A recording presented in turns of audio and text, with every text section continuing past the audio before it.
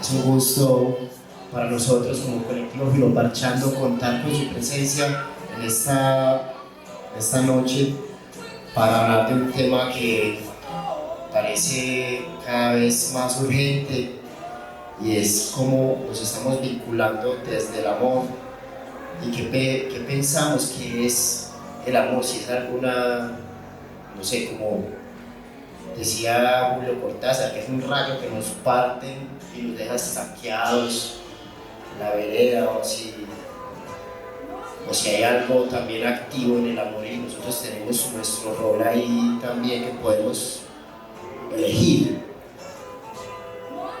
Podemos también pensarlo un poquito más pesimista, como lo que decía, pero es que lo estoy entreteniendo para que cuadre el sonido. No es que se me duerme el público, está tarde y tal. Por el que decía Oscar Wilde, el amor, el amor no está de moda, lo han matado los poetas. El mismo Marx exigía que los filósofos no solo interpretaran el mundo.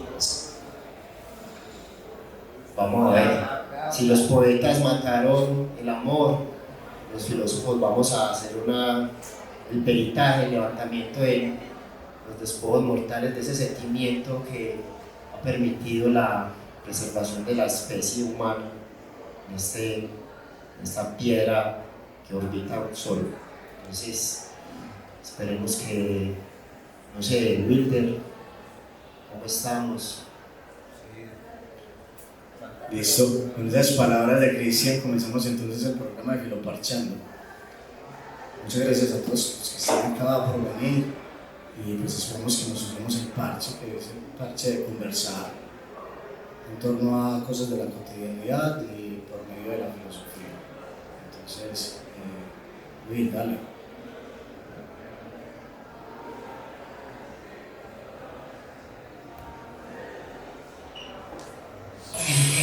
El mismo Marx exigía que los filósofos no solo interpretaran el mundo, sino que lo cambiaran. Filoparchando, una construcción del pensamiento en colectivo. Vení y construyamos pensamiento juntos.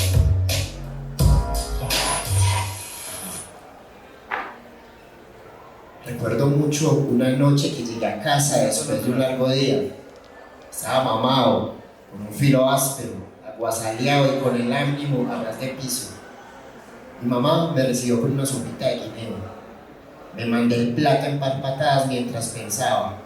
La de mi mamá es la sopa de guineo más chimba de todo el mundo. Cada vez que le preguntaba por su receta, ella respondía lo mismo. Mijo, el ingrediente secreto es el amor. Mamá se escamellete de hombre, decía yo de dientes para adentro. Esa respuesta siempre me pareció curiosa, pero no sabía si era que ella se reservaba la fórmula misteriosa de la sopa de guineo, como si se tratase de la fórmula de la Coca-Cola o la del pollo frisbee. Esa respuesta a mí me parecía más una evasiva disfrazada de frase de cajón, y que por su carácter abstracto se requería de un ejercicio interpretativo por parte de un chef profesional para poder desentrañarlo. Me sentía como plancton tratando de descubrir la fórmula de las cangreburgers. A la vuelta de los años descubrí que mamá no me estaba engatusando, que no me estaba vendiendo pispirispis, pues aquello que ella nombraba su secreto no es tan secreto en modo alguno. Y les voy a explicar por qué. Por estos días en que ella no ha estado en casa, asumí su lugar en la cocina. Abrí la nevera y encontré legumbres. En la alacena encontré aliños, en la despensa granos y cereales. Pero por más que lo hubiera querido, no tenía ni la más remota idea de dónde guardaba ella ese adobo misterioso. Resignado, empecé a picar con paciencia algunos tomates, lloré con la cebolla, machaqué un par de dientes de ajo. El que descubrió el ajo le hizo un gran aporte a la humanidad. Piqué una papa grandota y unas cuantas criollas y para la pitadora junto con las lentejas. Esperé pacientemente el proceso de cocción mientras montaba aparte a secar el arroz y preparaba una ensalada de cebolla y tomate. Finalmente le serví el almuerzo a mi hijo, que se lo comió todito. Hijo, ¿sí te gustó el almuerzo? Sí, pa, está muy rica la sopa, me dijo mientras me daba un abrazo fuerte. ¿Qué le echaste? Con una sonrisa en el rostro le respondí, la receta secreta es el amor. Descubrí entonces que era verdad lo que decía mi mamá, el amor como ingrediente principal, no solo en culinaria, es lo que le da sazón a la vida.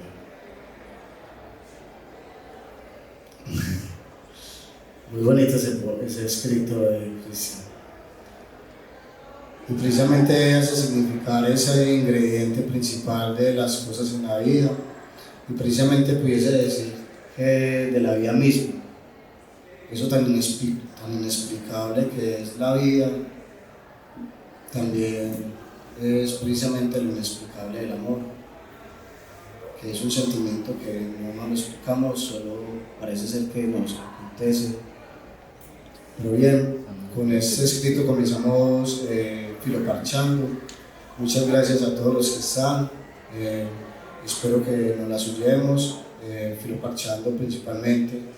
Para contarles un poco de lo que es filoparchando, es una iniciativa de algunos estudiantes de filosofía que pues, en algún momento decidieron hacer un programa de radio que terminó pues, siendo un podcast y ahorita pues hacemos como que los espacios en términos participativos y lo que intentábamos hacer y lo que intentamos hacer en este sentido es bajar la filosofía de ese lenguaje netamente academicista o académico, acartonado, que finalmente queda en un lugar donde no puede ser para todos, donde la filosofía no parece ser asequible para el lenguaje y el pensamiento común. Pues si bien la filosofía es algo complejo y no la vamos a depreciar tampoco, pero sí puede ser una herramienta para ayudar a la reflexión de las comunidades precisamente acerca de sus propios problemas, de problemas de la vida cotidiana. Eso es lo que tratamos de hacer en términos de filoparchando. Por eso llamamos filoparchando porque comenzamos a partir del lenguaje, de un lenguaje no academicista, es decir, del parlache. Ese lenguaje precisamente puede enseñarnos a nosotros a explicar la filosofía de manera simple. Poderlo explicar es la mejor manera de mostrar que algo se ha podido apropiar en términos de saber y también que puede ser transmitida a personas que no están en el ámbito académico netamente, en las aulas, entre los libros todos los días, sino que viven cotidianamente un montón de cuestiones y que también las reflexionan, que es precisamente la idea de reflexionar con los demás en una horizontalidad, en un término de la construcción de un conocimiento y un pensamiento colectivo que es construido por todos, es decir, donde todos son sujetos de conocimiento. Bien, eso filoparchando, para los que no conocen filoparchando, y pues esa es como su intención y su intención política también. Pero bueno, hoy precisamente nos llama el programa como tema y como tema central es el amor como motor para la utopía, es como el amor como motor de transformación, precisamente en el marco de este evento que tiene como título Utopías. Entonces, bien, comenzamos entonces pensando en esto. Vamos a plantear el problema en general del programa, que es, bueno, queremos explorar aquí en Filoparchando y con ustedes las posibilidades del amor como un motor para la transformación, como un motor para la utopía. Y si esto es así, es decir, si el amor realmente es ese motor, pues finalmente pensándolo desde el punto de vista de que no podríamos pensarnos un revolucionario sin amor, ¿cierto? Partiendo de esas palabras que son de Víctor Jara en una entrevista que le hicieron. no podríamos pensarnos un revolucionario sin amor. Pues entonces el amor es ese sentimiento que realmente motiva a la utopía, pero también podemos encontrar entonces que si el amor es ese sentimiento que motiva la utopía, es decir, que motiva a trabajar un mundo mejor, porque estamos ya pensando un mundo utópico en términos de que ya no soy yo solo, sino que soy con los otros. Ese sentimiento de amor, tendríamos que pensar entonces las prácticas de amor de hoy, y las prácticas de amor de hoy en un sistema capitalista, valga decirlo que la relación entre las mercancías ha condicionado todas las relaciones entre las personas. Las relaciones humanas están condicionadas por las relaciones entre las mercancías. Entonces el amor ha tomado un papel que nos pasamos en Bauman cuando hablaba del amor líquido, ¿cierto? El amor ha tomado un papel, o las relaciones han tomado un papel líquido, y esas son cuestiones que son de la problemática, que si pensamos el amor como utopía, ¿qué pasa entonces con el amor de hoy? Que parece ser que está dañado, que hay que arreglar la concepción o la práctica de amor que vivimos y que vivimos con los demás en términos de construir un mundo mejor, una utopía. Si eso es así, entonces también habría que pensar, y entra en contradicción esto de que si el amor es el motor, porque si el amor está dañado, tendríamos que arreglar el amor. Y entonces, ¿cuál es ese motivo que sigue moviendo la transformación del amor? Creo que el amor mismo. Por eso pensamos que es un motor para la transformación, y precisamente porque el amor, valga la cita que vamos a hacer aquí, quizá uno podría basarse incluso desde lo más religioso. Si uno piensa esas palabras de la Biblia cuando dice que Dios es amor, y que entonces si Dios es todo, todo es amor. Bien, es un argumento religioso, ¿cierto? Pero cuando uno vive y piensa acerca de la vida y del amor, parece ser que esos dos conceptos tienen como una relación. Bien, ahí yo creo que me salté, pero lo que quisiera ahí partir de que si el amor está enfermo y hay que arreglarlo, es porque hay que arreglarlo y dar el salto hacia un amor que no sea solamente pensarse el amor de pareja, que es el mundo que vivimos hoy, del amor como conquista, del amor como propiedad. Si ya dijimos que las relaciones sociales están condicionadas por las relaciones del capitalismo, es decir, por la relación entre mercancías, entonces nuestros comportamientos como parte de una superestructura que viene de una estructura social hace que tengamos unos comportamientos en términos del amor mercantil. Bien, encontramos entonces esa idea de Bauman, y lo importante de eso ya no sería ese amor que hemos visto, que es una práctica de amor que finalmente no parece ser el amor. Es necesario negar esa forma de amor y construir una forma distinta y una forma de concebir el amor distinto, que tenga relación más que todo con el otro, con los otros individuos, con lo otro inclusive, ¿cierto? Muy importante, que no es solamente con los otros, sino con lo otro, y en ese otro cabe la naturaleza. Cuando pensamos en utopía, es la transformación de ese mundo. Bien, ese es como el planteamiento del programa que queremos trabajar acá, que queremos analizar con ustedes, que claro, me había extendido mucho, pero bueno, a lo que queremos concluir es que el amor colectivo y el amor como motor es el amor que nos ayuda a transformar el mundo hacia la utopía, hacia lograr un mundo mejor, porque ya no nos concebimos solos como individuos en el mundo, sino que nos concebimos como todos, ya no como un soy, sino como un somos. Entonces eso podría motivar a pensarse ese amor con los otros, no solamente con la pareja o en ese selectivismo que parte del egoísmo, pues cierto, que parte de esa forma en la que nos ha enseñado el capitalismo, que es el egoísmo y la individualidad, el individualismo.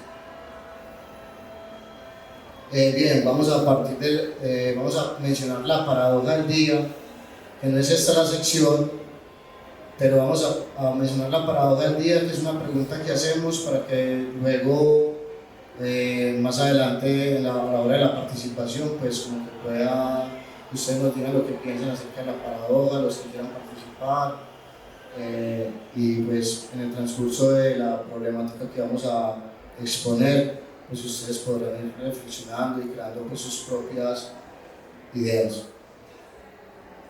Entonces la paradoja dice así, para que la retengan para el momento de la sección, es: el amor es al mismo tiempo un medio y un fin para alcanzar la utopía. Y bueno, para que la retengan allí, esa es la pregunta de la paradoja. Llevo un rato hablando yo, entonces bien, vamos a pasar a mis compañeros para que se presenten y pues también como expongan sus ideas acerca de lo que estamos planteando aquí como problemática, de manera breve. Cristian, Mariana y tú. Sí. Espera un momento. Siempre me dice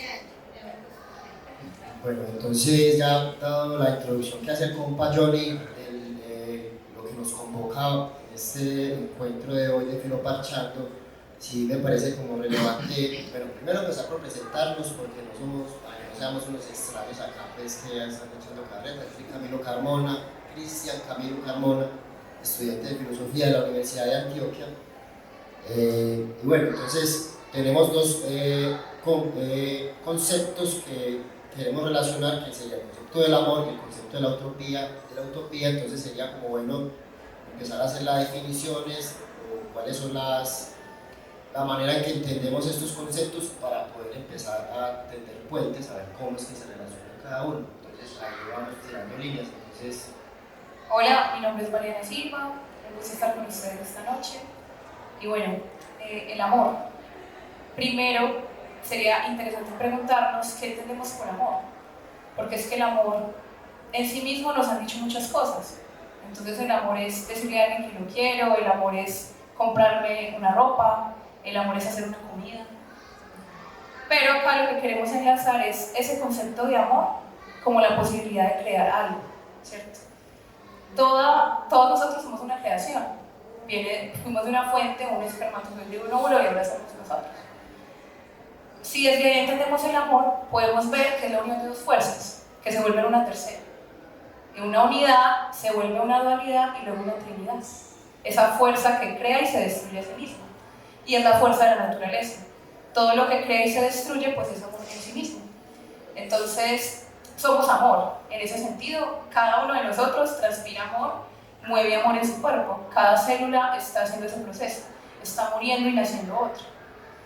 Entonces, es importante que si empezamos a vernos interiormente, vamos a poder cohesionarnos con lo demás. Pero si no podemos hacer eso, pues mucho menos podemos ver más allá si no estamos viendo qué está pasando adentro. Entonces, eso es como más o menos lo que quisiera empezar a plantearles desde ya. Bien. ¿Cómo es su nombre? Mariana Silva. Bueno, yo tampoco me presenté, mi nombre es Johnny Estrada, para los que no me conocen, y en los controles allá está el señor Willer, que está un poco ocupadillo.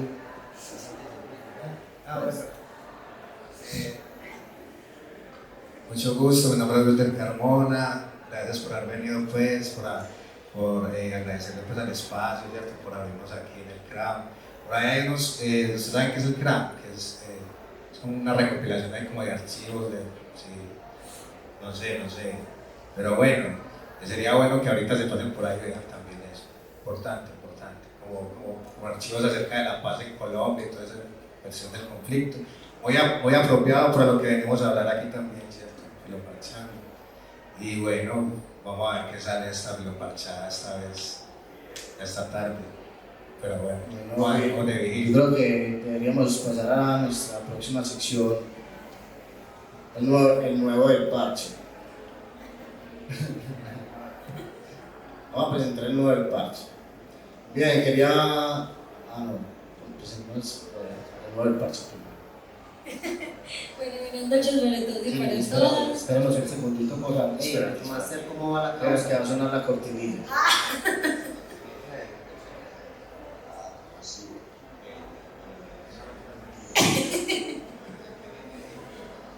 Yo lo estoy escuchando. ¿Ustedes no lo están escuchando? ¿No lo están Es el nuevo del parche. Estoy escuchando Will. Yo sí lo estoy escuchando. ¿Ese quién es? ¿Quién? Pues ese que viene ahí, vos lo conoces. Ah, ¿cómo así? ¿Vos lo conoces? Ese es el nuevo del parche. Ahora sí. Bueno, con la cortinilla ahí un poquito repetida y bajita. Presentamos a la nueva del parche, nuestra compañera Jenny del instituto. Jenny, preséntate y cuéntanos también un poco acerca de lo que haces y por qué estás aquí en términos de lo que nos convoca en este momento, que es la utopía. Bueno, otra vez, mi nombre es Jenny Duque para todos y todas. Yo soy habitante de 24 años de la Comuna 8, activista por los derechos de las comunidades, trabajo pues digamos de gestora cultural desde hace más o menos 4 años, muy interesada como en todos los temas sociales. Eso es lo que me mueve, lo que me hace levantarme todos los días y querer hacerlo, es todos estos temas, todo el tema de la gestión cultural y social, y bueno, soy estudiante ya agonizante de los últimos semestres de la licenciatura en filosofía. Estoy estudiando para ser pues profe y pues a eso quiero dedicar pues toda mi vida.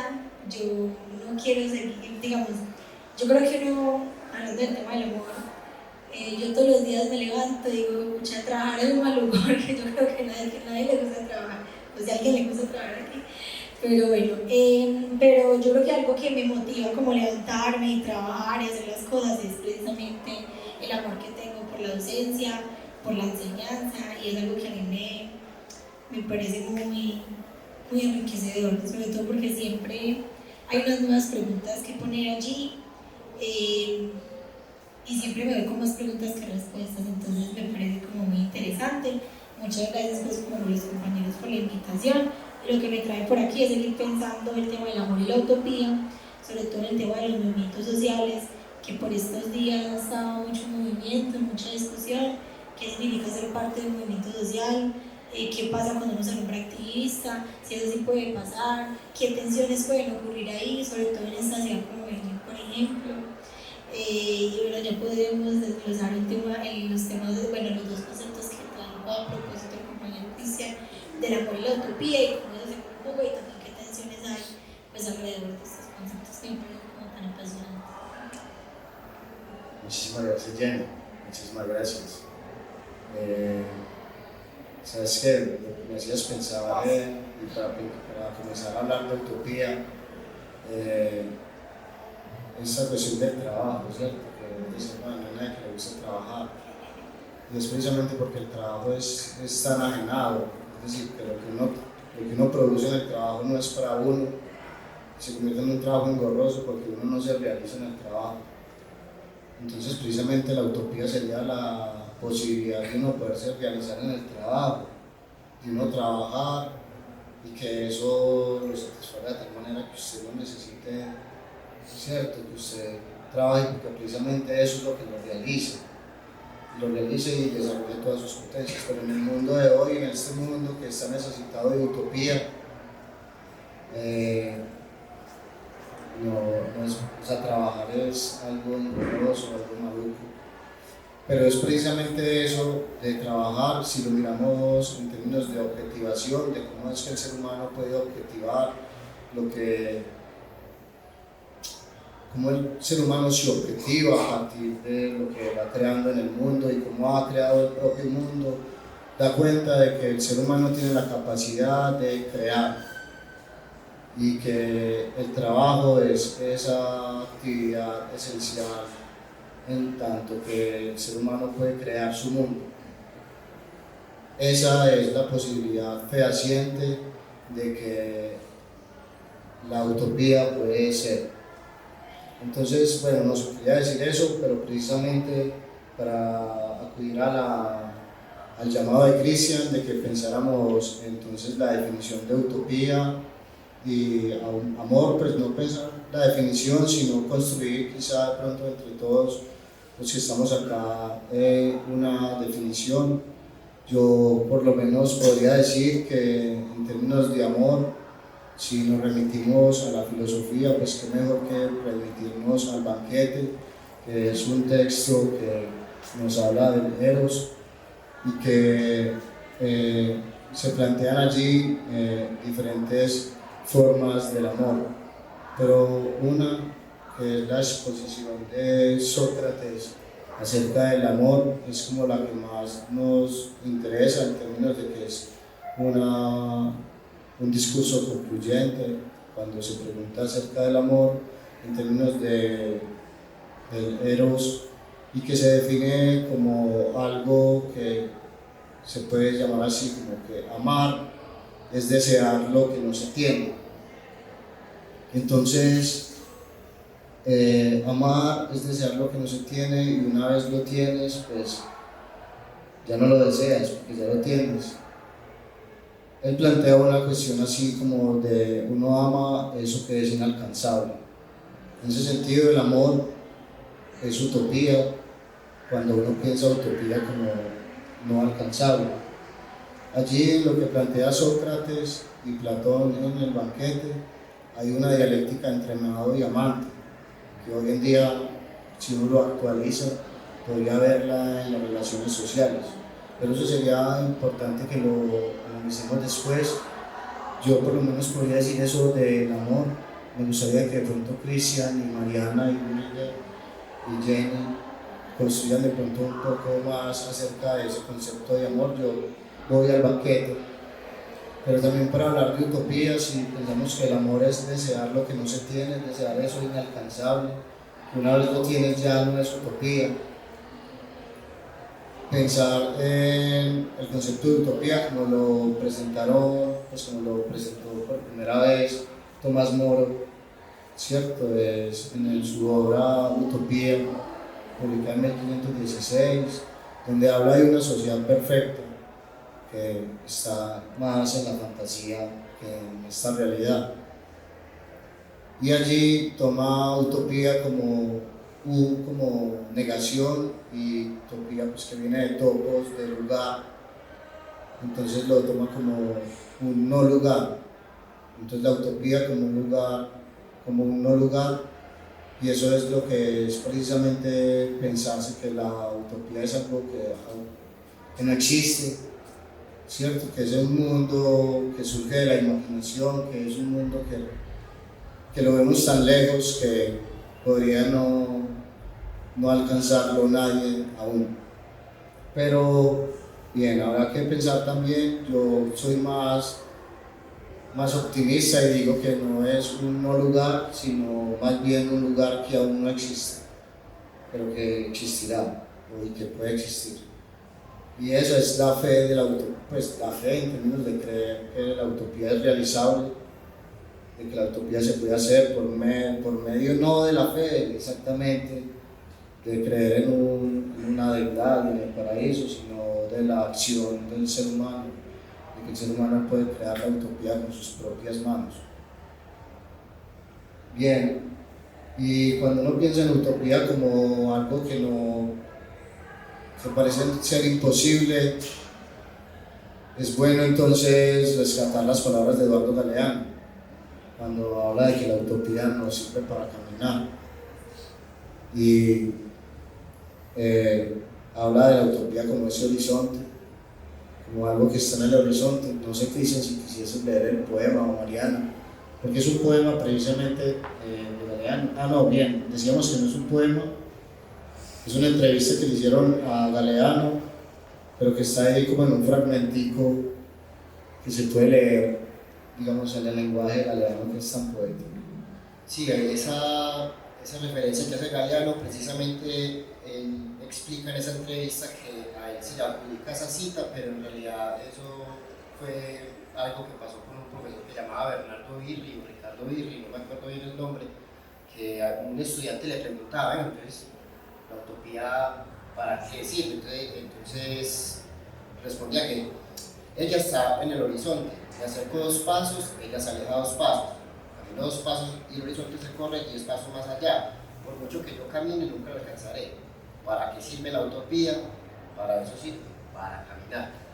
Entonces, con lo que estaba diciendo Johnny, estaba pensando un poco que si tomamos esta idea de que la utopía es un no lugar y el amor precisa también, como relaciona Platón en el banquete, que hay unas formas de amor que son muy elementales, que serían como unas formas muy básicas de relacionamiento, que digamos con pareja, más el amor erótico, más desde el deseo pues, de saciar un apetito, pero que precisamente el conocimiento mismo de qué es el amor nos va llevando a unos estadios cada vez más elevados, en los cuales ya no estamos solamente entendiendo el amor como un vínculo entre individuos en el término romántico, sino que también podemos entender que el amor nos puede vincular también en otros aspectos de la vida, dentro de la práctica social, digamos, en las dinámicas políticas, y también ese conocimiento ya más amplio, más abarcante del amor nos va a derivar en un conocimiento de la idea del amor como tal, que sería como la belleza y el bien. Sin embargo, como todo tipo de conocimiento, de alguna manera también se nos presenta en el horizonte como la utopía. Entonces hablábamos ahorita con Jenny, que me gustaría como que nos comentaras algo al respecto sobre cómo esa idea que tenemos hoy en día sobre el autoconocimiento o el amor propio. Cuéntanos, Jenny. Sí, justamente en la conversación, pues ahorita pues digamos, hablando de eso, yo le comentaba pues, al compañero que me parecía muy complejo la forma en la que estamos comprendiendo el amor, ¿cierto? Y a mí me gustaría traer una cita de Marcuse que a mí me gusta mucho, que dice así: la lucha por la liberación del Eros es la lucha por una nueva civilización. Y yo creo que, digamos, que Marcuse hablaba como un poco de la posibilidad, como ese elemento de posibilidad o ese horizonte. Y yo creo que a propósito de cómo estamos entendiendo el amor y esa forma individualista en la que estamos simplemente poniendo límites, por eso poner límites es entonces solo yo, y es una autopercepción todo el tiempo, una autorreferencia todo el tiempo en la que no damos paso a lo común. Entonces, si todo el tiempo estamos pensando en nosotros, ¿en qué momento pensamos en la vida común? Que además los clásicos, como Aristóteles, el Platón lo mencionaba, ¿cierto? La vida en sociedad, ese politicón que es tan importante y tan necesario en la vida política. Entonces yo creo que en este momento donde además el tema del mindfulness, del yoga, incluso Traficante de Sueños, a propósito, que salió un libro hace poco, Traficante de Sueños es una editorial muy interesante que saca como autores y autoras como clásicos, pero también emergentes, y sacaron un texto que yo no quiero tratar pues ahorita, y se llama El yoga, el nuevo espíritu del capitalismo. Como el yoga, una práctica meditativa antigua cuyo objetivo era liberar el alma humana del ciclo del renacimiento samsara, se ha propagado por Occidente, llegando a transformarse en una perfecta herramienta de despolitización al servicio del capitalismo y de su funcionalidad liberal. Me parece muy interesante porque precisamente hablando del tema del amor y el tema de la utopía, nos parece mucho más sencillo imaginar una catástrofe mundial que la liberación de la madre tierra, que la liberación de los trabajos esclavizantes, que la liberación de un montón de asuntos. Entonces yo creo que a mí me preocupa mucho, sobre todo porque el tema de las redes sociales y un montón de asuntos relacionados allí vuelven a poner como en el punto fundamental de, bueno, el amor parece ser entonces volver a ser yo, y todo el tiempo volver a ser yo y nunca pensar en nosotros, el colectivo. Y yo creo, a propósito de la cinta de Marcuse, que el amor debería ser volver al colectivo, ¿cierto? Sin romantizarlo, porque el colectivo es un montón de asuntos muy complejos, donde uno tiene que llegar a acuerdos, donde hay un montón de problemáticas particulares, donde nos enojamos un montón y a veces no sabemos tramitar nuestras emociones, pero creo que es mucho más valioso porque entonces cuando uno está en la colectividad, esa misma colectividad te sostiene, pero no solo te sostiene, sino que también te permite y te cuestiona, ¿no? Porque cuando solo estoy pensando en mí, entonces, ¿quién me va a cuestionar? Nadie, porque uno cree que siempre hace todo súper bien. En cambio, una colectividad te permite cuestionarte, o una colectividad no te permite criticar, te permite cuestionarte, y a mí me parece que eso es lo valioso, que en el colectivo te dicen, hey, ¿sabes qué? No, aquí no fue. ¿Qué pasó, cierto? Y esa autorreferencia me parece muy peligrosa, sobre todo en el auge del fascismo que vemos en los últimos años, y sobre todo el tema del mindfulness y yoga, que me parece un tema también que a propósito del tema de la utopía se ha vuelto para mí un tema muy problemático, algo que remitía así como a la espiritualidad, como a la búsqueda de la liberación, terminó siendo un elemento, un brazo al capitalismo. Sí, y sabes que también esta cuestión del yoga y la espiritualidad tal vez se convierte en una cuestión de libertad individual no más. Es decir, que ese tipo de espiritualidad en una sociedad como esta, tan está llena de injusticias y tan necesitada de emancipación, pues como esa emancipación no se da dentro de esas estructuras, el yoga es como la salida para una supuesta emancipación espiritual, pero solamente individual, que es una jugada más de la dominación para mantener pues como satisfecha esa necesidad. Yo quisiera decir algo ahí, y es que realmente esta catástrofe de humanidad que vivimos somos nosotros. Todo lo que vemos en las calles que nos aterra somos nosotros, cada uno. Lo vemos muy lejano, pero cuando hemos juzgado a una persona, cuando alguien nos dice algo que no nos gusta y no le hablamos, cuando hemos dejado de responder un mensaje porque no queremos ignorar a una persona. Y eso es fascismo, ¿o no? De alguna manera, es una manera de odiar en mayor o menor medida a alguien, o de no hacer algo bien, ¿cierto? Entonces, eso de autoconocerse, ese conocer ese yo, como decía Jenny, no es, o sea, es como, listo, todo está centrado en el individuo, pero ¿cuál individuo? No lo conocemos. No conocemos las capas que tiene el individuo, porque un día nos sentimos de una manera y al otro día de otra. Un día hacemos una cosa y al otro día ya queremos hacer otra. Y eso es porque realmente no llegamos al punto de conocer quiénes somos. Si desentrañáramos un poco de cosas, entenderíamos que tenemos un montón de represiones, de pulsiones, de cosas y situaciones que nos llevan de una u otra manera a tomar decisiones que vienen desde la infancia. Que se genera un patrón, por ejemplo, nuestra madre nos ignoró o se fue de la casa, nuestro padre se fue, y generamos una herida de rechazo. Es decir, nos sentimos que todo el mundo nos odia, ¿cierto? Llega una persona, una pareja, un amigo y nos deja de hablar o no nos saluda. Y nuestro patrón nos lleva a decir, no me quiere, esta persona me odia. Y así vemos la vida. Y vemos a partir de esa mirada de odio y de rechazo a los demás. Y pensamos que así es. Pero nos pusimos esa máscara. Y así hemos vivido. Como no conocemos esa máscara ni que nos la estamos poniendo, pensamos que el otro es quien nos ignora. Y nos pasamos nuestra vida culpando a los demás. Entonces, ¿qué es el amor? En esa medida. E intentar descubrir quiénes somos. ¿Y eso qué implica? Destruir todo aquello que pensamos que somos. Eso es revolución. Si no hacemos eso, lo único que vamos a hacer es perpetuar y culpar a los demás toda la vida. Y pues ahí seguimos. Y si como hacemos eso, pues estamos en guerra. Porque lo vamos a seguir estando hasta que no hagamos una decisión radical de cambiar algo. Y eso es autoconocerse. ¿Pero qué implica autoconocerse? Cortar con todo lo conocido.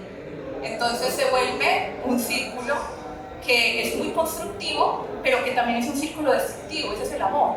Crear y destruir quiénes somos o ¿quiénes hemos pensado que somos? Bueno, sería un poco. Yo pensaba un poco también en eso que está diciendo Mariana y lo que está aportando Jenny, que tal vez uno puede empezar con ese conocimiento de sí, partiendo, digamos, de hacer una definición ontológica de qué es el ser humano. Bueno, que somos nosotros en esencia, pues por allá alguien, pues era Thomas Hobbes que decía que el ser humano es cruel y malo por naturaleza, que somos el lobo para el hombre. Entonces ese punto de partida ontológico deriva en que se van a tener que desarrollar necesariamente por ese carácter negativo o malvado del ser humano unos ejercicios más coercitivos de la ley, que tiene que imponérsele normas porque si no sabe comportarse en comunidad. Por otro lado, también tenemos otra forma de entender ontológicamente el ser humano, y es lo que proponíamos hoy, es que somos buenos por naturaleza y es la sociedad la que nos corrompe. Entonces, si sabemos que esencialmente tenemos en nosotros esa preponderancia a la afectividad con el otro, a lo que Aristóteles nombraba, que somos animales políticos, que necesariamente necesitamos de la otredad, porque obviamente con el conocimiento del yo, de sí mismo, ¿de qué parte? De que si yo puedo decir que soy yo porque hay otros, si no hubiera otros, pues no hay forma de nombrarlo. Entonces eso es como punto de partida. Entonces, si la utopía que queremos nosotros formularnos, a la que queremos avanzar como punto de partida, porque es que la utopía sea un no lugar, puede ser también un no tiempo, podemos pensarla como que puede estar en el futuro, pero también puede estar en el pasado, pero también puede estar en el presente. Entonces el hecho de cómo nos entendemos a partir de qué somos nosotros y en relación a qué nos dirigimos, de dónde venimos y a dónde nos dirigimos, es lo que nos va a permitir, primero empezar ese camino del conocimiento de nosotros, de cómo practicamos el amor con nosotros mismos, y a partir de ahí practicar el amor con los demás en diferentes esferas sociales. Yo quería aportar algo ahí, es que ahorita hablábamos del deseo, de que hubo una primera definición de amor como deseo, y hay que poner eso en cuestión, porque si todo lo que deseamos lo amáramos, pues no nos haríamos esclavos a los deseos. Por ejemplo, yo quiero comerme un helado, los viernes me como un helado, me lo como, digamos que sucumbo a ese deseo, y entonces llega un momento en el que ese deseo me hace esclavo de yo seguirlo comprando. Y eso nos pasa con las personas, con los amigos, con la pareja, con la familia. Nos hacemos esclavos a esos deseos y los queremos satisfacer, pero se genera un apego. Cuando ya eso no suple mi necesidad, pues entonces ya no me sirve. Por ejemplo, la pareja que me invita a comer, me hace un cariño, me da un abrazo, eso me genera un deseo, se genera un apego. Cuando ya esa persona no me da el abrazo o no me da el cariño, pues yo no lo quiero. Y eso era amor. No, era apego, era deseo que ya se volvió un apego. Entonces, ¿qué es el amor? Esa es la pregunta de este programa un poco. Si no es satisfacer los deseos, entonces ¿qué es? Por ejemplo, cuando algo no nos agrada, se genera un miedo. Nos caímos en la infancia, algo sucedió y tenemos miedo a las alturas. Es un desagrado que se generó, pero se genera un apego a sentir ese miedo, porque cada que nosotros nos enfrentamos a una situación, tememos volvernos a caer. Y creamos en nuestra cabeza ese escenario catastrófico. Es decir, que lo deseamos. Cuando nosotros nos imaginamos cosas malas que van a pasar, las estamos atrayendo, estamos imaginando solo los escenarios, inconscientemente nos vuelve a suceder. Entonces, el deseo y el miedo terminan siendo lo mismo, terminan convirtiéndose en un polo de la misma cosa. Entonces, ahí no hay ningún amor en ningún punto. Es como ponernos en cuestión cada uno qué amamos realmente, que no esté mediado por el deseo o por la necesidad. Bien, ahora pues lo que igual estoy de acuerdo que el deseo, cuando el deseo es incontrolado, es decir, no hay control del deseo, pues entonces te haces esclavo de tus deseos y por ende de tus pasiones. No obstante, cuando se plantea en el banquete la idea de amor, es deseo, pero deseo de lo que no se tiene. Es decir, que si llegases a tener lo que deseabas, ya no lo deseas. Porque no era amor nunca, era deseo. Es cierto. Bien, ahora sí, si eso no es amor, si esa definición no es amor, ¿qué es el amor? ¿Cierto? Planteamos incluso la idea religiosa, amor como un Dios todopoderoso creador. Hay una más poderosa todavía que es amar al prójimo como a sí mismo, que Bauman también lo problematiza con el amor líquido. Si en verdad eso se cumple, si estamos cumpliendo con ese mandato. Claro, lo que podría decir, digamos, desde el psicoanálisis en Freud, por ejemplo, es que el ser humano es un ser deseante, ¿cierto? Y entonces, si es un ser deseante, es un ser que siempre está en falta. La industria cultural y los sistemas de dominación, la estructura social que controla todos esos sistemas, ha sabido jugar con el deseo del ser humano, ha sabido convertir el deseo en una cuestión mercantil, Oportunidad de negocio. ¿cierto? Deseamos tantas cosas y eso pone la felicidad nuestra afuera, en los objetos, pero eso, como ya habíamos planteado, pues parte precisamente de una estructura social que ha convertido las cosas materiales en el objeto de nuestra vida. Entonces las cosas materiales no giran alrededor del ser humano, sino que el ser humano gira alrededor de las cosas materiales. Tienen un valor superior al cual nos han subordinado. ¿Sabes qué, Johnny? Que es más problemático todavía, que el ser humano mismo ha pasado a convertirse a ser un objeto también De deseo, obvio. El cuerpo es un objeto de deseo que se mercantiliza hoy y que pues ha sido mercantilizado el cuerpo de la mujer durante no sé cuánto tiempo, pues, pero ahora más Jenny. Pero de que esa historia, de que eso es una realidad y que se ha mercantilizado todo con el deseo, es cierto, con eso han jugado de tal manera entonces que cuando hablamos hoy del amor encontramos esas formas del amor que son formas de amor comercial, formas de amor mercantil, formas de amor de transacción, que es una forma de amor o formas de relaciones, de relacionamientos de poder, relacionamientos de injusticia, relacionamientos de intercambio. Y uno ve hoy en día, digamos que no sé Bauman cómo piensa la cuestión, pero uno ve hoy en día y las relaciones amorosas o amistosas terminan siendo una relación de intercambio en qué tienes para ofrecerme y yo qué te ofrezco, y no solamente eso, se pone de protagonista y antagonista del amor, que es un idealismo egoísta, es decir, si yo pienso así, yo soy con los que piensan como yo, estos son de los míos, es precisamente una opinión común, esto es de los míos, quiere decir que hay otros que no son de los míos y pasos bailan. Entonces, ¿quién es el prójimo? ¿El que es igual a mí o el que es diferente a mí? ¿Cierto? Entonces hay una cuestión de la diferencia ahí que hay que romper. Por eso decimos, si pensamos en el amor como hoy se manifiesta, en las prácticas de amor que se dan hoy, son prácticas dañadas del amor. Nada más por la dialéctica entre amado y amada, entre amado y amante, que podemos ver hoy entre la persona que es el amado y es el amado porque no sucumbe al amante.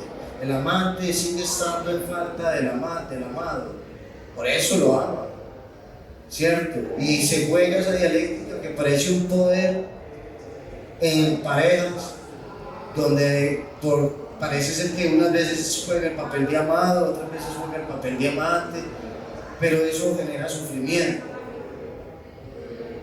Ahora en día vemos que el amor, que es un sentimiento genuino para transformar la sociedad, que hace parte de la sensibilidad humana, que la sensibilidad es la que nos hace humana, el sentimiento. Dice, no, es que no muestre sentimiento. No muestra sentimiento porque si muestra sentimiento es debilidad. Muestra la uno. Cierto. No, y eso no permite, entonces lo que genera es un montón de gente que no es capaz de mostrar sus sentimientos. Que está mal visto, de hecho, es condenable Pero entonces, Johnny, que me parecería importante, ya que estamos aquí en el punto de ebullición, pasar a nuestra siguiente sección, ¿te parece?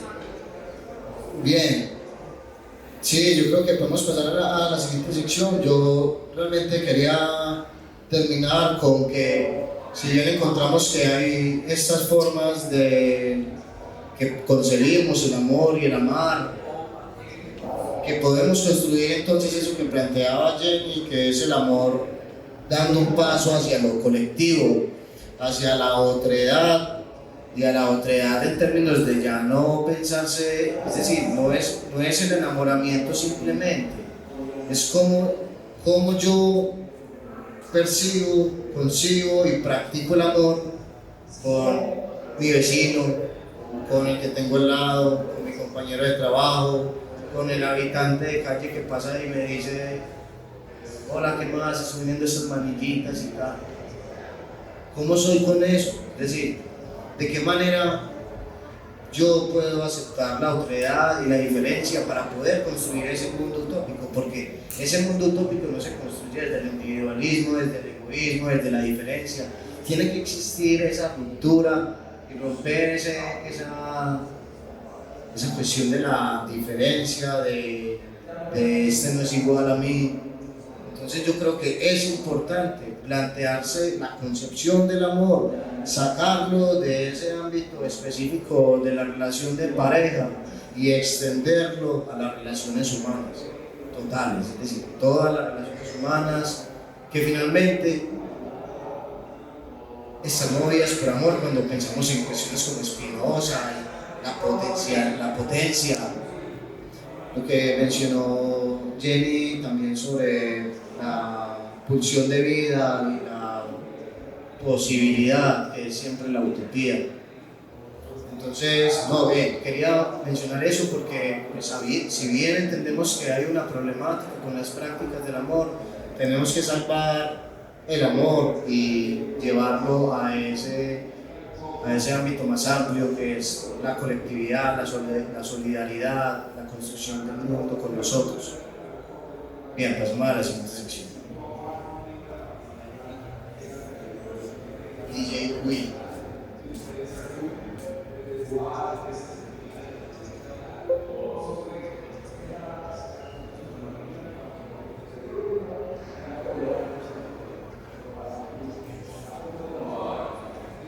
Pasa, Will.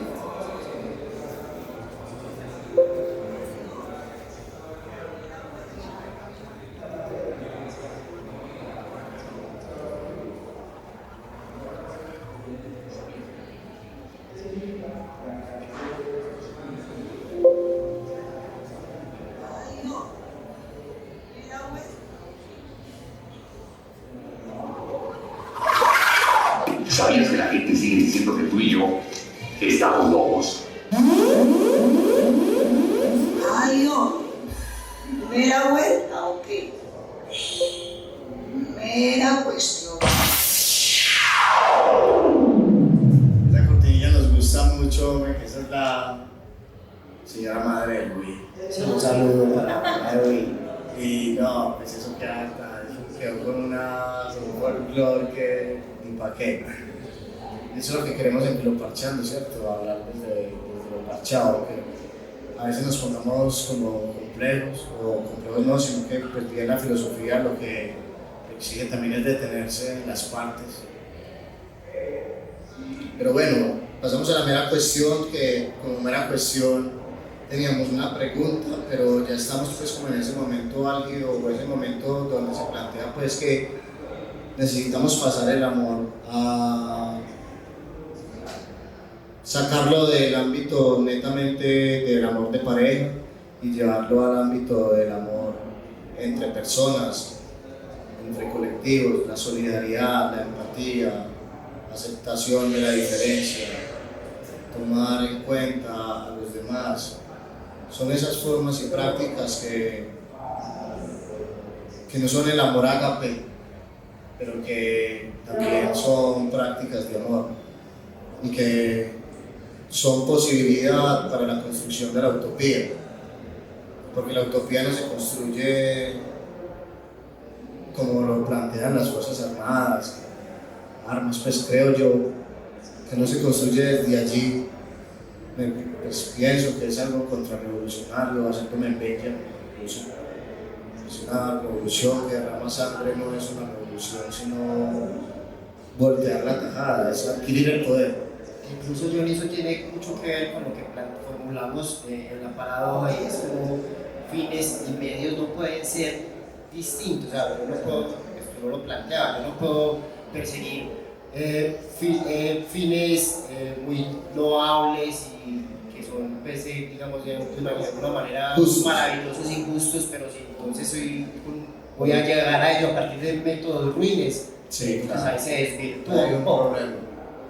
Claro, por eso habría que pensar entonces el amor como un medio puro, y como un medio que es medio y no es medio para nada más, que no tiene un fin justo, sino que es una práctica, una praxis que nos puede llevar sin tener un objetivo claro, es decir, sin imponer una ideología con las acciones. Si estamos construyendo utopía, sin imponer una ideología, podemos construir por medio de ese medio puro que es el amor, y el amor constituye el diálogo y la resolución de los problemas por medio del diálogo, ¿cierto? Porque estamos hablando entonces de que la transformación armada, yo creo que no es un tema que, digamos, yo quería mencionarlo simplemente porque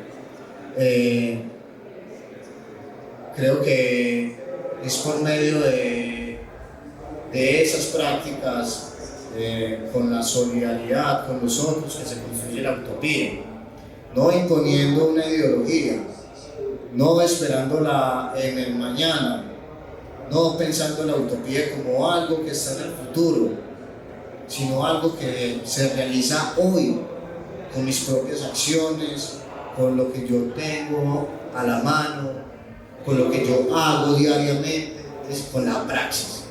Y eso habla entonces de que si necesitamos un mundo transformado por medio de un amor que también necesita ser transformado, lo que necesitamos es reflexionar nuestra praxis, es decir, reflexionar la forma en la que nos relacionamos con lo otro y con los otros.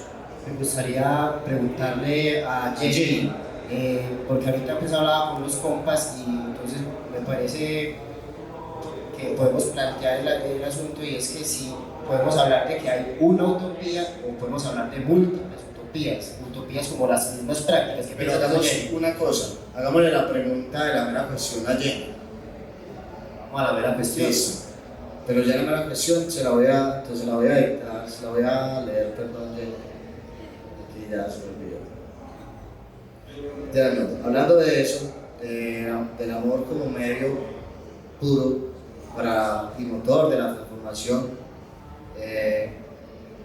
la utopía, la mera cuestión es esto: habría que modificar las manifestaciones del amor para encaminarlo hacia la utopía. Bueno, yo creo que, y a propósito, yo traía pues el tema del mindfulness, del yoga, porque es algo que es muy cercano, digamos que es un síntoma de muchos amigos y amigas mías, precisamente volver como a eso, a esa individualidad. Y yo creo que a propósito de tu pregunta, cobra mucho sentido, porque yo creo que como seres humanos imperfectos, creo que lo que tenemos que hacer en este momento es poder construir un nuevo mundo que tiene que ser el mundo actual, no podemos pensar en una utopía, y yo en esto estoy de acuerdo contigo, como algo que vamos a realizar pues en un futuro. Yo creo que todas las personas que nos dedicamos como al tema social, tenemos que tener muy claro que todo lo que estamos haciendo no va a tener una repercusión en el hoy precisamente, pero estamos pensando de que ese sujeto también se transforme, hoy, mañana o nunca, porque también yo creo que eso del amor puro me parece un poco problemático, porque siento, puede ser, pero por eso estamos acá, que parecería como esa imposibilidad de la equivocación o de la desviación, porque digamos que muchos proyectos sociales o políticos tienen un fin interesante, valioso, concreto, y se desvían, pero vuelven a su curso. Y entonces por eso ese proyecto debe ser desechado.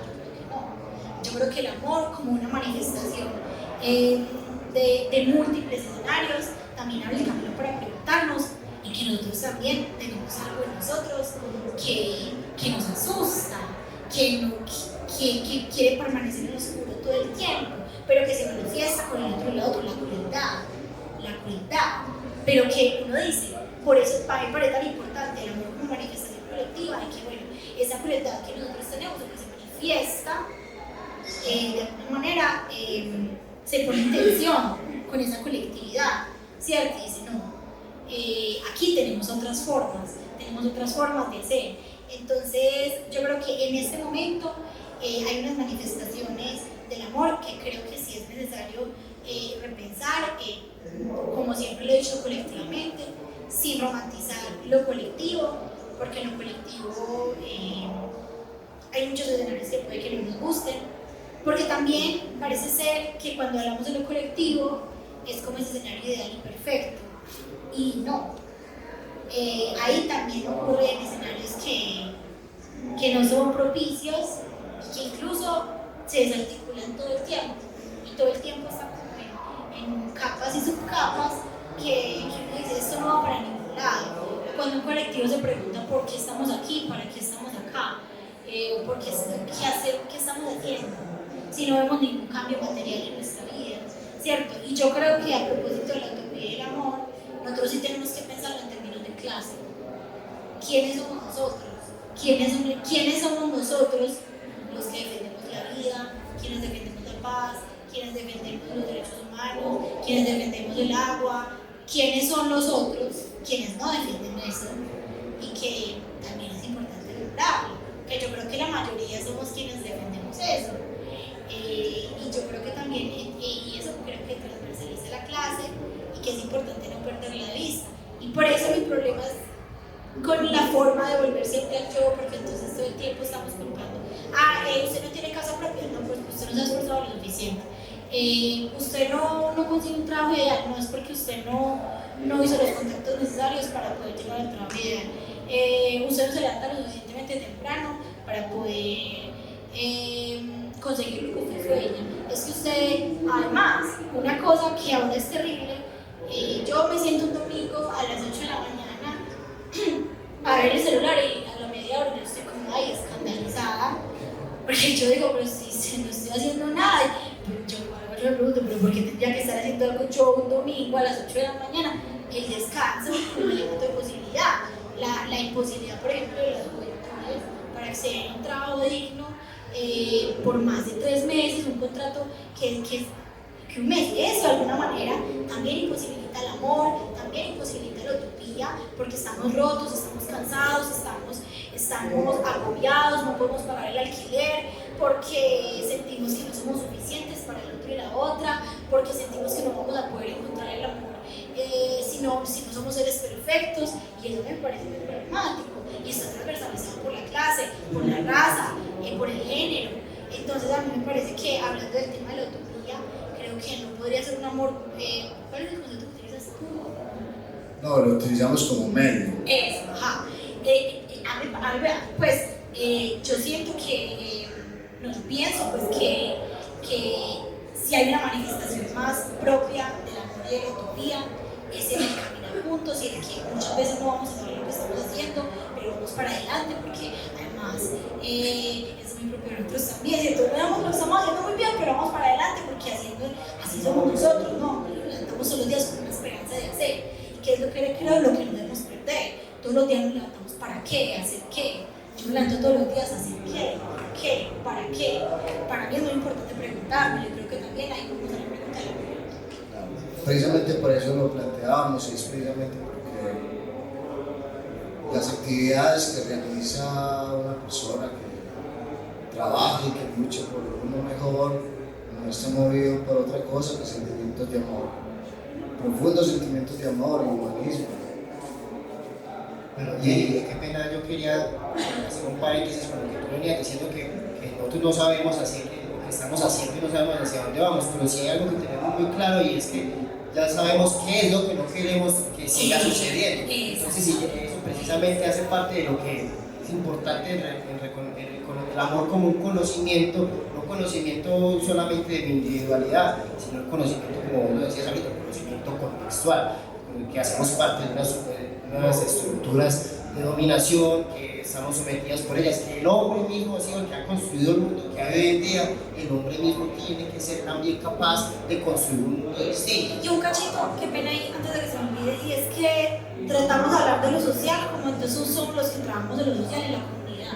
Entonces casi siempre se habla como, incluso eso se hace a una como algo separado, como yo que soy la que trabajo en lo social, y el ego, a propósito de lo que te mencionaba, ahí el ego, yo soy la que trabajo en lo social, pero yo quién soy, pues yo quién soy, una parecida, yo soy comunidad, y eso pasa mucho recurrentemente, entonces soy yo la que voy a transformar el mundo, soy yo la que voy a cambiar esta ciudad, pero por favor, lo que tenemos que pensar es cómo somos con el otro y la otra, y cómo construimos, y yo soy igual que la señora de la tienda que me dice, ay, el clima está muy horrible, mijas, todo está muy caro, y yo, sí señora, todo está muy caro, somos iguales, para eso estamos construyendo, y yo creo que eso es lo que a propósito de lo que he mencionado, el amor y la utopía es lo que nos motiva, precisamente eso, cómo caminamos hacia eso, no vamos a hacer una diferencia entre esa señora que está allá y yo, no, somos iguales y vamos a construir juntos y juntas ese mundo que queremos y que soñamos y que creo que es posible. Creo que lo de hoy debería ser, pucha, es posible otro mundo, no es posible que todos los días nos levantemos pensando que ya todo está perdido. Yo quería saber cómo lograr eso. Entonces, ¿cómo lograr ver al otro como a mí mismo? Con una guerra interior. Lo que me refiero es eso. El amor entonces sería una guerra. ¿Por qué? Porque si ya entendimos que todo lo que me mueve son mis patrones, que me llevan a relacionarme con los demás de una manera, entonces yo trato a esa persona o percibo a esa persona dependiendo de la estructura que yo cree. Entonces, si siento un rechazo de los demás, los trato a los demás con ese rechazo, o si siento que los demás me van a traicionar, entonces traiciono a los demás, porque ese fue el patrón que yo instauré. Entonces, ¿cómo hago para relacionarme con otra persona y comprenderla si no me comprendo? Si yo hago un proceso de estructurarme, de entender, listo, es que tengo este patrón que me lleva a relacionarme de esa manera y a percibir a los demás de esta otra manera. Si yo hago eso, pues ahí empiezo a comprender cómo es la realidad, porque no la comprendo, estoy en mi mundo interior. Y ese mundo tiene tantos laberintos que hace que yo me imagine un montón de cosas que puede que ni tenga que estar pasando en este momento. Si yo hago eso me hace también entender que el otro también está en su proceso, que el otro también tiene un montón de laberintos y circunstancias que lo llevan a actuar de una u otra manera, y que ahí es cuando realmente lo puedo amar. Porque si yo no hago eso, todo el tiempo voy a estar una pared relacionándose con otro. Una persona que no se conoce y actúa por patrones, y otra también. Y ahí no hay amor en ninguna manera. Ahí hay sufrimiento. ¿Por qué? Porque hay un deseo. Digamos, esa persona me suple un deseo. Mi mamá me da un abrazo, mi mamá me hace la comida, mi pareja me invita a salir, me da un cariño. Cuando ya no lo tengo, sufro, porque generé un apego. Pero ahí cuando hay amor, sigue sin estar. El amor se genera cuando yo me obligo y tengo una guerra interior de destruir todos esos patrones. Eso es lo que se llama integrar la sombra. Lo han dicho muchos alquimistas, lo ha dicho Carl Jung, lo han dicho muchísimas personas. ¿Cómo empiezo a amarme? Viendo mis demonios, pero viéndolos uno por uno, observándolos, viendo qué patrones tengo, cómo percibo, cómo pienso que soy, qué me ha dolido de los demás, qué me ha dolido de mí. Cuando yo hago eso, empiezo a medio entender un poco quién soy. Y de ahí en adelante es empezar a ver entonces, ¿y entonces qué? ¿Esto qué está pasando? ¿Qué cosas me creé en la cabeza todo este tiempo? Y ahí es cuando puedo decir que el otro también está, si el otro decide hacer eso, bueno, y si no, pues también, no puedo hacer nada, yo tengo que estar en mi proceso. Cuando yo hago eso, ahí la realidad empieza a cambiar, porque empiezo a comprender que no era como pensaba. Y ahí hay la posibilidad de la utopía, hacia eso voy. La posibilidad de la utopía se da cuando yo empiezo a generar una utopía interior. ¿Cómo lo genero? Con una guerra, una destrucción de todo lo que pienso que soy. Eso es lo que pienso. Bien, yo voy a participar acerca de algo que precisamente lo que está diciendo Mariana, lo de las guerras. Yo creo que ustedes no se han puesto a pensar quiénes son los que realmente inician una guerra y por qué razones lo harán, ¿cierto? egoístas, narcisistas, quizás envidiosos, o qué, porque pues, ¿para qué la guerra? ¿Sí? No, pues yo no entiendo eso. Entonces ahí pues se remite la canción de Fito Páez que se hacen, ven que hacen una guerra pero se hacen pis encima como chicos. Realmente pues, ¿por qué hacemos guerras? Porque hay una, no sé, también un odio, un dolor interior. Por ejemplo Hitler. Pues, quién sabe, no entiendo, pues yo no entiendo. Eso es pues, lo que quería decir. Bien, no, yo quería, pues, la pregunta de Wilder es una pregunta pues muy, ¿por qué se hace la guerra? Pues, pues yo no tengo la respuesta, pero veo que la guerra, pues por lo general es un negocio y pues el ser humano mientras no transforme esas cosas que dice Mariana, ¿cierto? No va a lograr pues como entender esa cuestión de la vida de los demás, a pesar de que existen derechos humanos. Pero yo también quería plantear y poner en cuestión esto de que la transformación primero viene del interior, porque es una relación más bien dialéctica entre la propia conciencia, que es una conciencia alienada, ¿cierto? Una conciencia alienada que está alienada precisamente a partir de las estructuras sociales. Y las estructuras sociales es la estructura por medio de la cual se manifiesta la superestructura. Donde la superestructura es donde está la cultura, la religión, nuestros comportamientos morales. Nuestra conciencia se ubica como un resultado de la estructura. Entonces, no solo con transformar la conciencia, es decir, transformarse en el autoconocimiento espiritual que plantean ciencias o pseudociencias como el gnosticismo, ciertas religiones, que si bien es importante que haya una autorreflexión, que haya un autoconocimiento, no se transforma el mundo a partir de transformar solamente las ideas que se tienen acerca del mundo. Se tiene que transformar la materialidad del mundo para poder de esa manera, de una forma dialéctica, es decir, yo cómo puedo transformar la realidad del mundo si no estoy poniendo en cuestión también mis formas de ser o de estar en el mundo. Necesito que haya si no es bien la autorreflexión o la terapia o la psicología que te ayude, porque puede haber una psicología que te ayude a reintegrarte en la dinámica de la sociedad para que no te moleste, o puede haber una psicología que te ayude a liberar la conciencia y emanciparla de todos esos errores que han sido adoptados en el espíritu, si se puede decir así. Entonces, no es primero ni el huevo ni la, o sea, es la pregunta por el huevo y la gallina. ¿Qué se transforma primero, la conciencia y después del mundo? ¿O se transforma el mundo y después la conciencia? No hay un orden temporal en eso. Es un juego dialéctico en donde la praxis se da. Y ahí encaja lo que decía Jenny. Pero es eso también de la relación entre los intelectuales y la masa trabajadora.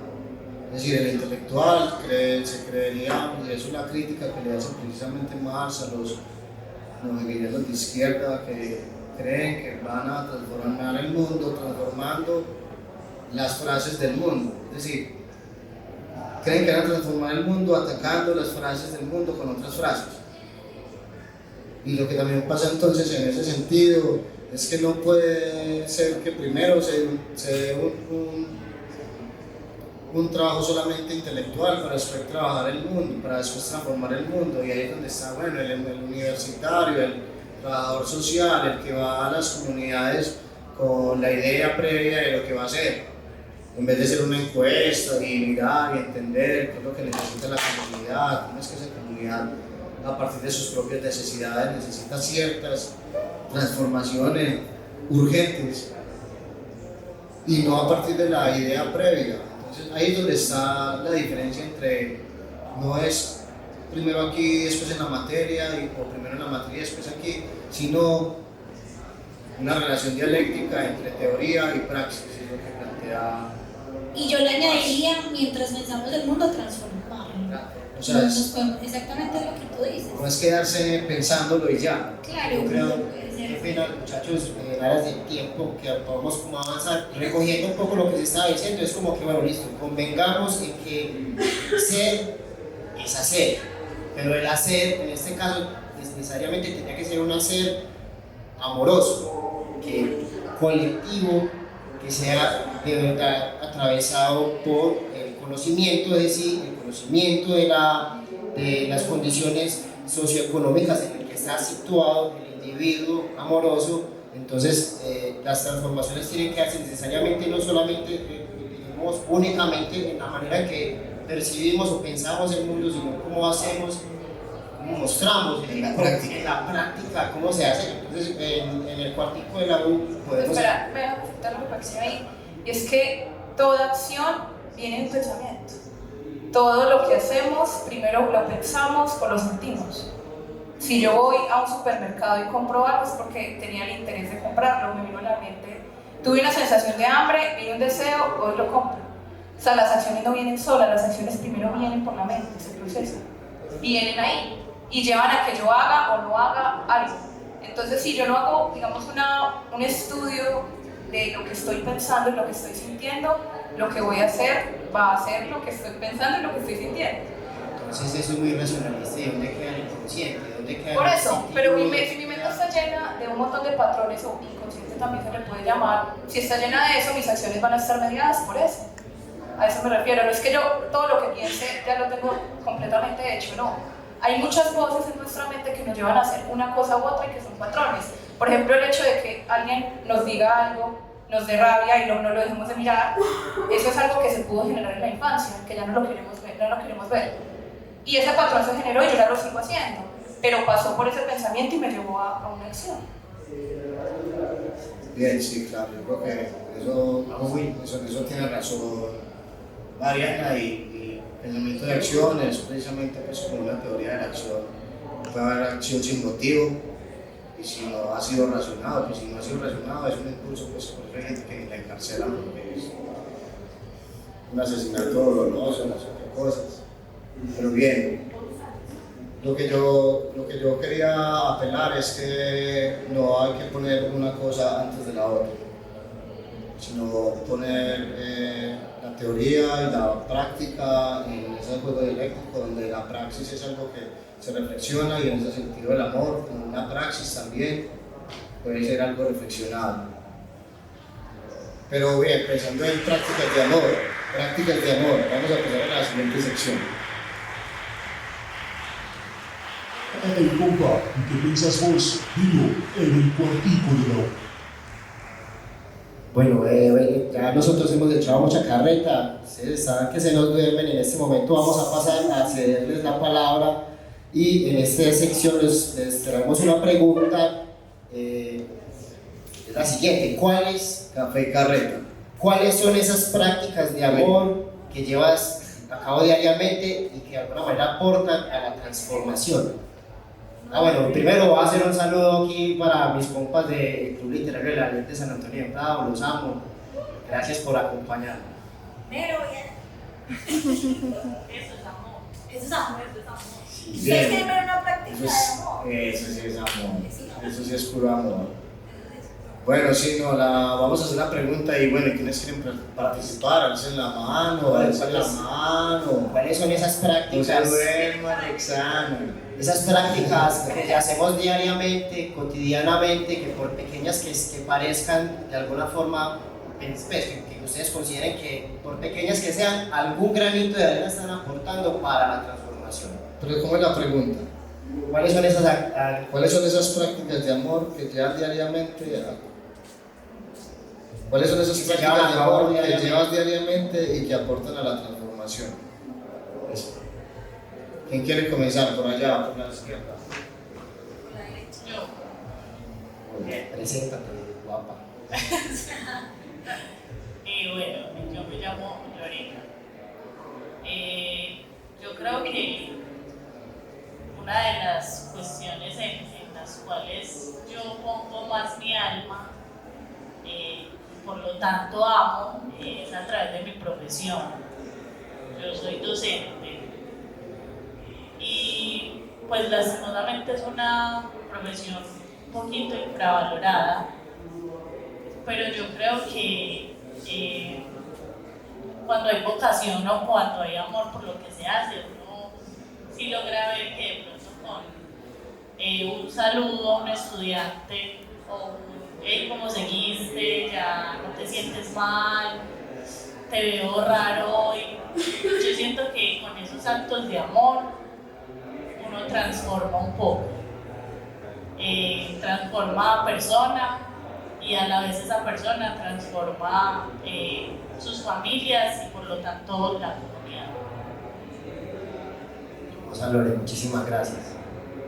¿Quién más se anima a contarnos un poquito? Yo creo que pues, de alguna manera nosotros cada uno aportamos algo.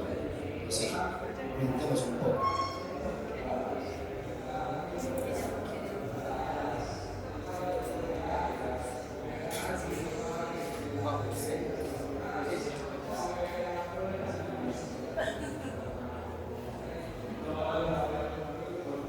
Bueno, no sé, entonces nuestra invitada que nos puede contar. Ah, bueno, sí, te animas. Ah, Dani, qué bueno compañero, cuéntanos tu nombre, ¿cuál es? Hola, mucho gusto, mi nombre es Jesús. Quiero felicitarlos porque a todos los estimados conferencistas y presentar tu ejemplo tan bonito del Diego. Muy bonito, me gustó mucho cómo resaltas el amor en la creación del alimento, la comida, lo sagrado. Que termine la palabra sagrado en agrado. Agrada a Dios. Bueno, como Mariana describe la destrucción y la creación, porque se combina con lo que tú mencionas de la comida. Johnny, también nos has desglosado muy bien todo lo que mencionas sobre el amor, la utopía. No lo tenía visto de esa manera. Bellísimo. Y Jennings, ¿no? Es amor en persona, miren esa belleza.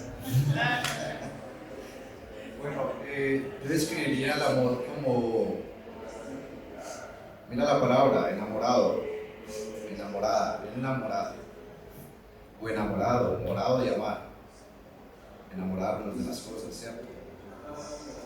Y están los gestos, como dijo la compañera, en los gestos, una sonrisa, un aplauso, describir algo bonito de alguien. Hay alguien por ahí me dijo una vez, si quieres luz, sé la luz, sé luz, da luz. Y el amor está en todo, como bien ustedes han mencionado. Esto lo es. Pero cuéntanos un poco, algo que tú hagas diariamente que consideres que, bueno, yo pongo mi amor en esto por una cuestión pequeña. Por ejemplo, el ejemplo que yo traía al principio de la charla sobre para mí es un acto de amor. A mí me aterra la cocina, pero yo para la gente que amo, yo me meto a la cocina y le pongo el alma. Yo oro con la cebolla y le pongo todo el corazón. Tiene que quedar la mejor sopa del mundo, porque yo estoy atendiendo a la gente que yo amo. Pero entonces eso es algo como lo que decía Lorena, son cosas que transforman de manera muy mínima la cotidianidad de otra persona, pero de alguna manera eso va construyendo o permitiendo que ese acto, que para mí puede ser mínimo, para el otro toca su mundo pues, y lo puede transformar, y él a su vez va a transformar a otros. ¿Tú qué haces, por ejemplo, diariamente, algo cotidiano, saludar, no sé? Mejorando significa mejor algo, mejor camino. Para mí la vida, hay una película que me dejó como loquito, se llama La fecha de la marmota, algo así. El día de la marmota, peliculaza. Total. Ahí sale el eterno retorno de Nietzsche ahí en juego, hermosa. Y ahí describen, ahí muestran un ser que muere, renace cada día. El mismo día. El mismo día. Mucho tiempo. Entonces he empezado a tener esa visión de la vida, que cada vida es una nueva vida, como el amanecer. Ama nacer, un nuevo nacimiento, el amor. Entonces es ver la vida cada día como una vida. Yo me he metido en esa locura, en ese cuento. Cada cada día es una vida y me lleva a hacer actos mejores cada día. Un simple saludo, buenos días, me tumbo por la eternidad. Algo tan sencillo, un buenos días, un sonreír. Tú dices, una comida bien hecha, deliciosa, preparar, incluso agradecer. Eso es una gratitud, es un buen gesto. No sé, nuestros invitados, Jenny, por ejemplo, que es una que practica el amor. No, bien, a Jenny preguntémosle la paradoja. La paradoja. Ah, perfecto. ¿Qué paradoja? Entonces, ¿tú crees que entonces el amor es a un tiempo, medio y fin para alcanzar la utopía? Medio y fin. A ver, yo creo que sí. Yo creo que no es posible pensarse en un proyecto colectivo en el hoy, un medio, para alcanzar un objetivo y que ese amor no esté. Yo creo que el amor es un fin y un medio y que debemos siempre hacer todo el tiempo, pensando en el amor. Nuevamente lo digo. Y yo sí quiero responder el acto cotidiano. Yo creo que cuando, a propósito de la comida, cuando mi mamá, voy a visitar a mi mamá cada 8 días más o menos, y ella siempre me trae una comida rica. Como ya no voy casi, entonces ella hace la comida más especial de la semana cuando nos vea. Entonces para mí es un acto de amor y sobre todo el alimento que las madres, que las abuelas, que han sostenido el mundo y que somos nosotros sin el alimento. Ese motor fundamental, el alimento se le tiene que dar al hijo para que vaya a estudiar, al obrero para que vaya a la fábrica, o bueno, a los centros comerciales, porque aquí ya en Medellín tenemos los centros comerciales.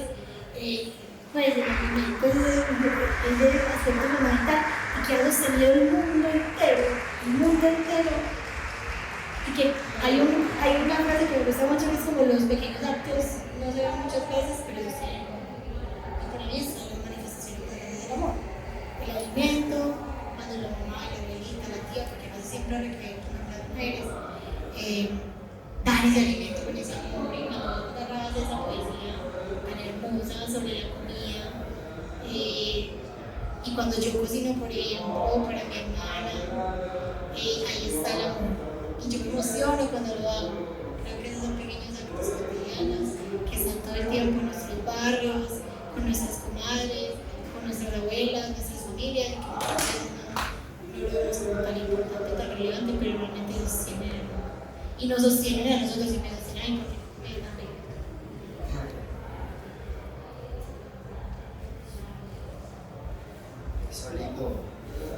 Hola, bueno, mi nombre es Hamilton.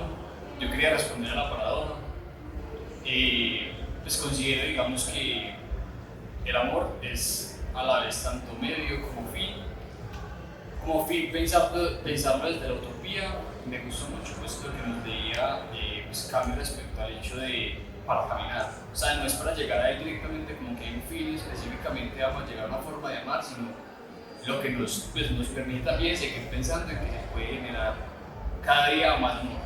Y asimismo, amando, pues porque digamos, desde lo que también decía pues, Mari, el amor como construcción y destrucción, todo el tiempo estamos mutando nosotros mismos en comunidad y asimismo el amor pues entre nosotros va a cambiar. Asimismo la utopía también como que se puede alejar, pero en el sentido de que cada vez podemos amar más, pero cada vez nos damos cuenta de ello amando más en el proceso.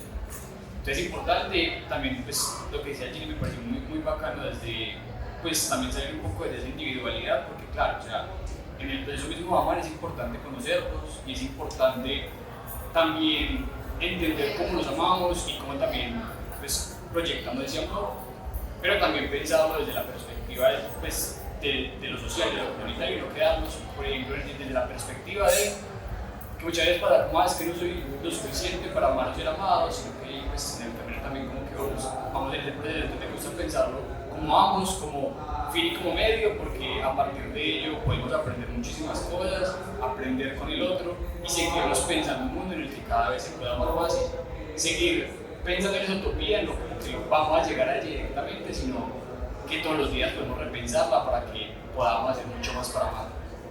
Eso es como una bola de nieve, ¿sí o qué? Sí, que me pareció muy lindo lo que decía María ahorita respecto a los cívicos. O sea, realmente esa destrucción y esa construcción se va repitiendo, porque al fin y al cabo pues siempre estamos mutando. Amén.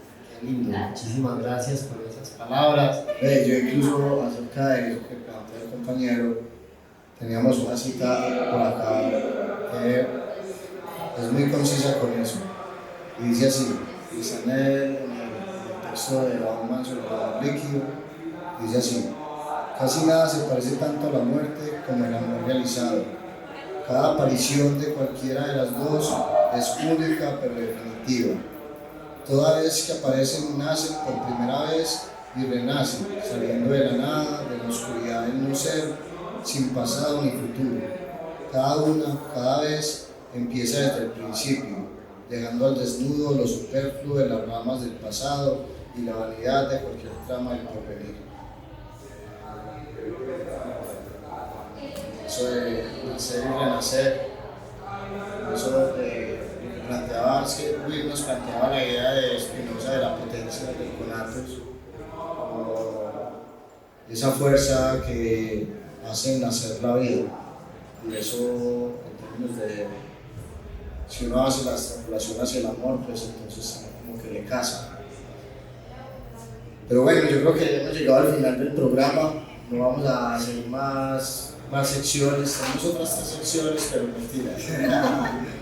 Pero estaba retirando ya. Se quedaron ustedes hasta las 6 de la mañana. No, es que de hecho hay una que se llama Más allá de las cosas y es como relacionar el tema que traemos con el arte. Entonces ahorita pues que el compa nos habló de la película del Día de la Marmota, entonces ya la han visto. Eso de ahí está. Entonces ya tocamos el tema del arte y la utopía y el amor, entonces muchísimas gracias por el amor. Igual que si alguna cosa tocamos el tema del arte más allá de estas cosas, es decir, afuera. Mentiras, pero sí es precisamente eso. La idea, pues espero que siempre en Filoparchando nunca quedamos con conclusiones, siempre quedamos con un montón de preguntas, con un montón de cuestiones, que eso es lo bueno de la filosofía, que no da respuestas, sino que genera problemas, genera preguntas, no es positivista, ¿cierto?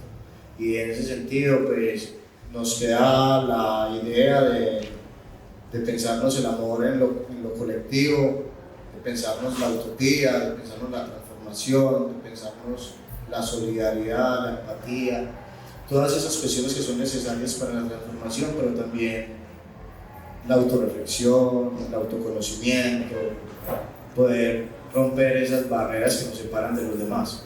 Y resignificar las formas en que entendemos el amor, por ejemplo, hacer el amor. Vamos a resignificar eso, no vamos a ir a hacer una orgía inmediatamente ya, pero hacer el amor y poner en práctica el amor en cada uno de los ámbitos de nuestra vida.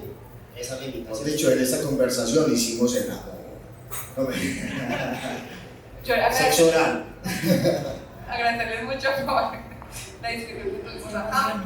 Y yo les voy a entregar a cada uno un pequeño volante con un curso que se llama Conocimiento de sí mismo, que a mí me ha dado muchas herramientas para poder empezar a conocer. Y les dejo la invitación abierta. Bueno, les agradecemos a todos, un aplauso para ustedes, muchísimas gracias. No se les olvide que pueden encontrarnos en las redes sociales como Filoparchando en Spotify, YouTube, Facebook, Instagram y